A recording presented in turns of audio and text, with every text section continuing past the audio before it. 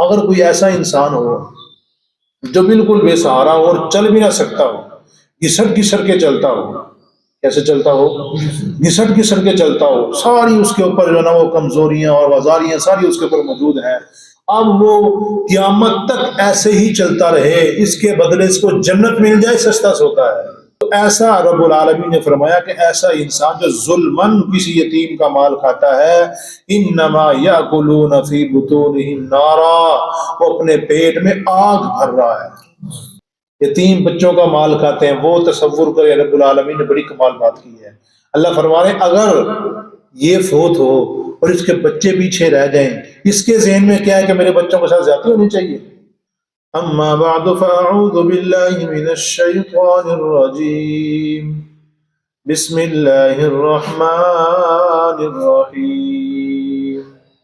للرجال، مردوں کے لیے، نصیب حصہ ہے، مما ترک الوالدان، جو چھوڑ جائیں ان کے والدین، والاقربون، اور قریبی رشتہ دار، وللنساء، اور عورتوں کے لیے بھی نصیب حصہ ہے، مما ترک الوالدان والاقربون، جو ان کے والدین اور قریبی رشتہ دار چھوڑ جائیں، مما قل منہ او کثر، وہ تھوڑا ہو یا زیادہ ہو، نصیبا مفروضا، حصہ ہے مقرر۔ وَإِذَا حَضَرَ الْقِسْمَةَ أُولُو الْقُرْبَىٰ، جب حاضر ہو جائیں تقسیم کے وقت قریبی رشتہ دار، وَالْيَتَامَىٰ، اور یتیم، وَالْمَسَاكِينُ، والمسکین، فَارْزُقُوهُم مِّنْهُ، بس دے دو ان کو اس سے، وَقُولُوا لَهُمْ قَوْلًا مَّعْرُوفًا، اور کہو ان کو اچھی طریقے سے بات، وَلْيَخْشَ الَّذِينَ، پھر چاہیے کہ ڈریں وہ لوگ،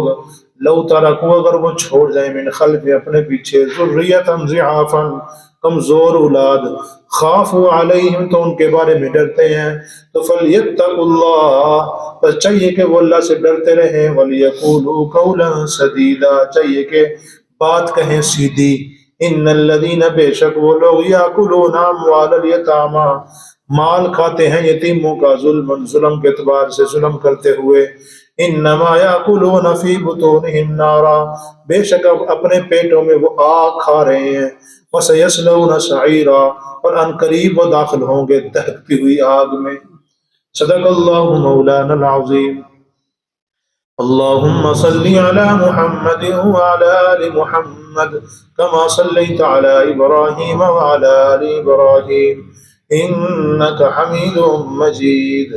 اللہم بارک علی محمد وعلی آل محمد کما بارکت علی ابراہیم وعلی آل ابراہیم انک حمید مجید۔ للرجال نصیب مما ترک الوالدان والاقربون، یہاں پہ مشرکین مکہ کی ایک خباثت کا ذکر کیا ہے۔ مشرکین مکہ ایسے کیا کرتے تھے کہ وہ نا جب کوئی فوت ہوتا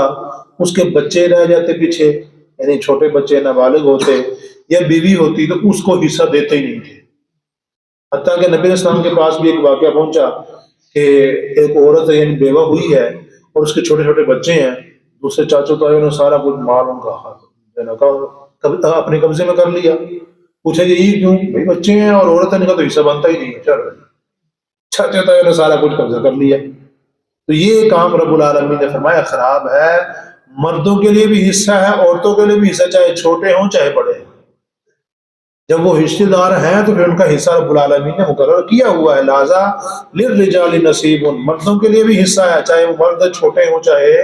بڑے ہوں، مما ترک الوالدان والاقربون، اس میں سے جو والدین چھوڑ جائیں یا قریبی رشتہ دار چھوڑ جائیں، ان کا جو حصہ بنتا ہے وہ ان کا حصہ ضرور ملے گا۔ آگے حصہ آ رہا ہے کہ کتنا کس کس کا بنے گا۔ وللنساء نصیب، اور عورتوں کے لیے بھی حصہ ہے، مما ترک الوالدان والاقربون، اس میں سے جو ان کے والدین چھوڑ کے چلے جائیں یا پھر قریبی رشتہ دار چھوڑ کے چلے جائیں، ان کو حصہ ملنا ہی ملنا ہے۔ عورتوں کا تو جو مردوں کا تو چلو یہ معاملہ ٹھیک ہو گیا، عورتوں کا کام اب بھی مشرکانہ جاری ہے۔ وہی اب بھی عورتوں کو سمجھتے ہیں کہ ان کا حصہ کچھ بھی نہیں ہے، وہ تھوڑا بہت روٹی ووٹی کھلا دی اور کیا کہتے ہیں ان کا وہ سامان سے بنا دیا، سمجھتے ہیں کہ ہم نے حصہ ادا کر دیا ہے۔ بالکل غلط ہے، برات کا اسلام میں تصور بھی نہیں ہے۔ نہ بلائیں آپ برات، اپنی ناک رکھنے کے لیے بلائیے نا برات کو،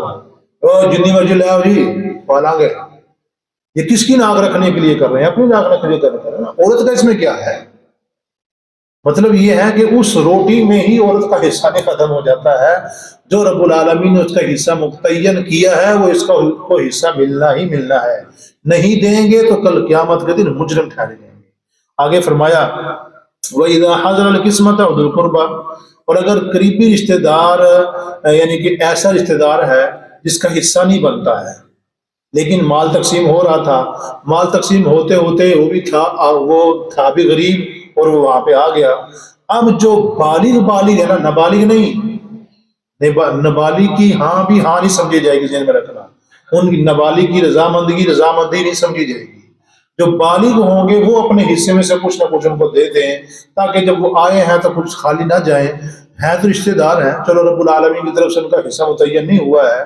اب وہ ہیں تو رشتہ دار، چلو کچھ نہ کچھ جو بالغ ہیں اپنی رضامندی کے ساتھ کچھ نہ کچھ تھوڑا سا ان کو دے دیں تاکہ وہ خوش واپس چلے جائیں، اور اچھی بات کہیں بھی دیکھیں جی اللہ کا حکم ہے، اس میں ہمارا حصہ ہے، آپ کا حصہ نہیں بنتا ہے، جب آپ کا حصہ نہیں بنتا تو پھر زیادہ پریشان نہ ہوں، جو ہماری جو ہمت ہے توفیق ہم آپ کو دے رہے ہیں، اور چلو جاؤ خوش چلے جاؤ، یعنی بات بھی اچھی کہنی ہے، اس کو بیست نہیں کرنا ہے، ذلیل نہیں کرنا ہے، بات بھی اچھی کہنی ہے، اور ساتھ ساتھ کچھ نہ کچھ اپنے حصے میں سے جو بالغ ہیں وہ کچھ نہ کچھ اپنا اس کو دے دے، پھر یہ ٹھیک ہے۔ وَإِذَا حَضَرَ الْقِسْمَةَ، اور جب قسمت یعنی تقسیم کا وقت حاضر ہو جائے اور وہاں پہ حاضر ہو جائیں اولو القربیٰ، قریبی رشتہ دار بھی، وَالْيَتَامَىٰ وَالْمَسَاكِينُ، یتیم بھی اکٹھے ہو جائیں، وہاں پہ مسکین بھی اکٹھے ہو جائیں، تو فَارْزُقُوهُم مِّنْهُ، وہ کیا کریں اس میں سے کچھ نہ کچھ ان کو دے دیں، وَقُولُوا لَهُمْ قَوْلًا مَّعْرُوفًا، ان کو اچھی بات کہیں، ان کو ذلیل نہ کریں۔ آگے فرمایا وَلْيَخْشَ الَّذِينَ لَوْ تَرَكُوا مِنْ خَلْفِهِمْ، جو لوگ دوسروں کے بچوں کا مال کھاتے ہیں، یتیم بچوں کا مال کھاتے ہیں، وہ تصور کرے، رب العالمین نے بڑی کمال بات کی ہے، اللہ فرمانے اگر یہ فوت ہو اور اس کے بچے پیچھے رہ جائیں، اس کے ذہن میں کیا ہے کہ میرے بچوں کے ساتھ زیادتی ہونی چاہیے، کوئی بھی ایسا نہیں سوچے گا، کوئی بھی ایسا نہیں سوچے گا کہ میں جاؤں اور پیچھے میرے بچوں کے ساتھ زیادتی ہو، لہذا تم بھی کسی کے ساتھ پھر زیادتی، وہ بھی کسی کے بچے ہیں، تم نے بھی کسی کے ساتھ زیادتی نہیں کرنی ہے، لہذا اللہ فرما رہے ہیں وَلْيَخْشَ الَّذِينَ لَوْ تَرَكُوا مِنْ خَلْفِهِمْ، چاہیے کہ ڈریں وہ لوگ، لَوْ تَرَكُوا مِنْ خَلْفِهِمْ، اگر وہ اپنے پیچھے چھوڑ جائیں، ذُرِّيَّةً ضِعَافًا، کمزور سی اولاد پیچھے چھوڑ جائیں، یعنی بچے کو چھوڑ جائیں، خَافُوا عَلَيْهِمْ، ان کے بارے میں ان کو خوف ہوتا ہے کہ میرے بچوں کو کہیں زیادتی نہ کوئی کرے ان کے اوپر، ان کا مال نہ کوئی چھین لے، ان کے ساتھ اچھائی والا سلوک ہونا چاہیے، جب خود اپنی اولاد کے ساتھ یہ چاہتا ہے نا، پھر دوسرے کی اولاد کے ساتھ بھی ایسا ہی کرنا چاہیے۔ فَلْيَتَّقُوا اللَّهَ، لہٰذا اللہ تعالیٰ سے ڈرتے رہو، وَلْيَقُولُوا قَوْلًا سَدِيدًا، سیدھی سیدھی بات کہو، اچھی اچھی بات کہو، صاف ستھری سی بات کہو، نرم طریقے سے بات کرو۔ إِنَّ الَّذِينَ يَأْكُلُونَ أَمْوَالَ الْيَتَامَىٰ، رب العالمین نے آگے ڈراوا دیا ہے، لیکن اس کے باوجود اگر پھر بھی کوئی یتیموں کا مال کھاتا ہے نا تو ذہن میں رکھ لے ظلم ان کا مال کھا رہا ہے۔ ایک تو پیچھے بات گزری ہے نا کہ ان کے مال کی اصلاح کے لیے ان کے ساتھ رہتا ہے، اس بچوں کی جو ہے پرورش کر رہا ہے، اس میں سے کچھ نہ کچھ اس کا بھی حصہ بنتا ہے تو وہ کھا لیتا ہے، جتنا ایک موافق دستور کے ساتھ بنتا ہے، وہ نہیں مراد، یہاں پہ ظلمن مراد ہے، یعنی ظلمن اس نے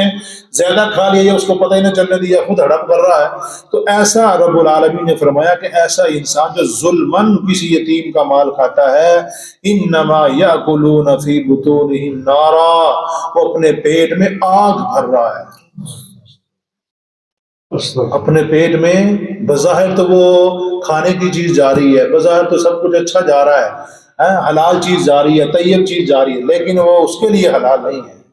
اللہ نے فرمایا ایسا جو کرنے والا انسان ہے اس کا انجام کار یہ ہوگا کہ اس کا پیٹ آگ سے بھر دیا جائے گا، وَسَيَصْلَوْنَ سَعِيرًا، پھر اس کو جہنم کی آگ میں داخل کر دیا جائے گا، اور جہنم کی آگ کوئی چھوٹی موٹی نہیں ہے، بہت کام خراب کرنے والی آگ، ہر چیز کو جلا کے رکھ دے گی وہ آگ۔ قرآن کریم میں ہی آتا ہے جب ایک دفعہ انسان کا جسم جل جائے گا نا، وہاں پہ جہنم میں جانے کے بعد جب ایک دفعہ جسم جل جائے گا، اللہ فرمانے بَدَّلْنَاهُمْ جُلُودًا غَيْرَهَا